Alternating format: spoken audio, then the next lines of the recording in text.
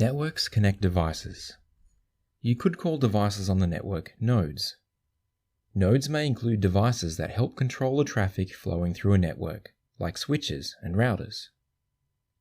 Nodes also include endpoints or hosts.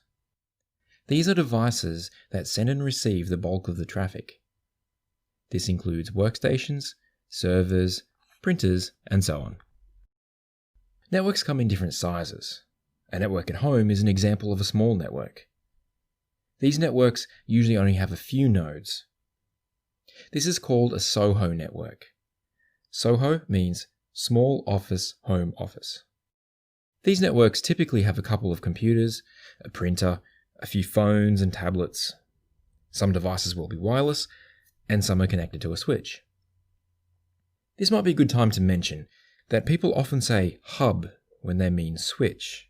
You can see why, of course, as the switch looks like a central hub in a SOHO network. But please keep in mind that switches and hubs are very different things. Hubs are really old technology that you generally don't see anymore outside of a museum, while switches are modern and commonly used. They look very similar, so it's easy to mix them up. Have a look at the model number to see if it gives you any clues about what the device really is. In a SOHO network, a router is used to connect to the internet. You might find that the router, switch, and access point are all integrated into one device. While a SOHO network will only have a few devices, a corporation, for example a bank, will have many devices. This is called an enterprise network.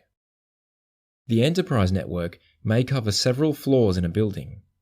They may also have several office buildings in different cities or even across different countries.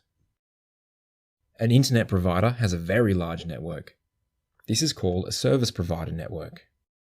Not only do they provide internet access, they also offer services to connect their customers together. Consider the bank with offices all around the country. The service provider uses part of their network to join these offices together. When devices are collected into a local area, we call this a local area network, or LAN. The LAN may be a small network.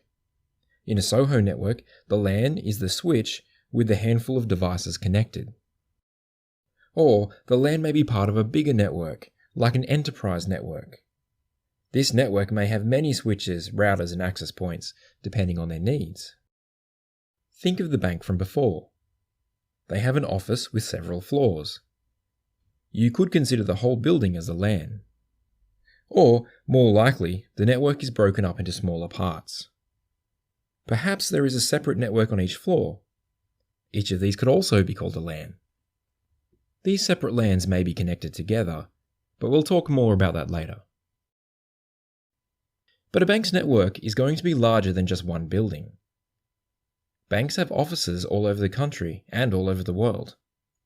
Even though they are far apart, these networks can be joined together. This is called a WAN, or Wide Area Network. Imagine for a moment that you work for a company with an office in Sydney and an office in Melbourne. You could contact a service provider and they can connect these offices for you.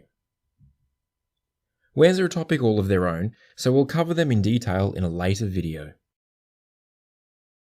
Let's take a moment for a quick summary. All networks are different, and this includes their size.